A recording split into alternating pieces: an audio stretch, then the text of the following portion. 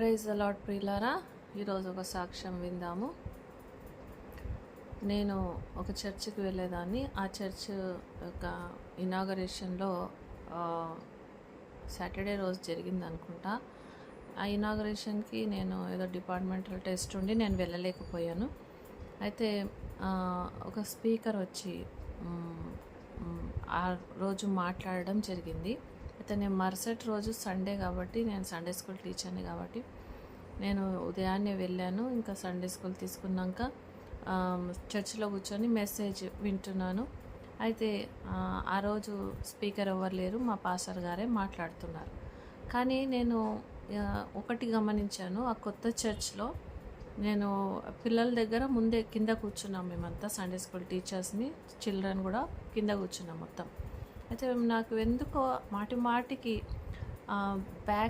నా back side ఒక మూలకు చర్చ్ కార్నర్లో పైన గాల్లో ఒక పింక్ దూత అని అనుకోలేదు నేను, కానీ ఏదో పింక్ ఏదో ఎంటిటీ కనిపిస్తుందని నేను వాక్యం వింటున్నా. కానీ మళ్ళీ నాకు అదే తట్టినట్టు అనిపించి నేను రెస్పాండ్ అవుతున్నా ప్రెజెన్స్కి.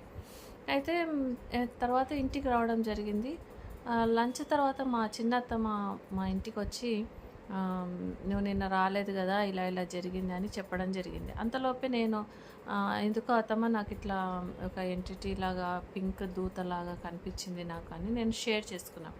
అప్పుడు ఆమె గుర్తు తెచ్చుకొని, నిన్న వచ్చిన మన స్పీకర్ ప్రాఫెట్ ఆయన కూడా ఇదే సంగతి చెప్పాడు. మరి నిన్న నువ్వు రాలేదు, కానీ ఆయన ఏం చెప్పాడంటే, ఆ కొత్త చర్చికి ఒక గార్డియన్ ఏంజిల్ లాగా ప్రభు ఆ చర్చికి ఒక దూతను అనుగ్రహించాడు. ఆ దూత ఆ ప్లేస్లో ఉంది అని ఆయన ఇట్లా చూపించి చెప్పాడంట. ఆ రోజు మరి నేను లేను. నేను చెప్పడం విని ఆమె చాలా ఆశ్చర్యపోయింది. నిన్న అతను ఏమైతే చెప్పాడో నువ్వు అదే చెప్తున్నావు అన్నప్పుడు నేను ఇంకా ఆశ్చర్యపోయాను. అవును కదా, కరెక్టే, ఇద్దరం కరెక్ట్గా చెప్పుకున్నామని అర్థమైంది. సో మనకు ఏంజిల్స్, మనకు గార్డియన్ ఏంజిల్స్ ఉంటాయి, మనకు చర్చెస్ని గార్డ్ చేసే వాళ్ళు ఉంటారు. సో ప్రభు మనకు ఆయన కాపుదల కంచె ఆయన చర్చికి కానీ ఆయన పిల్లలకు కానీ ఎలా ఇస్తున్నాడో మనం తెలుసుకోవాలని, ఆయనను స్తుతించాలని, గణపరచాలని ప్రభు కోరుతాడు.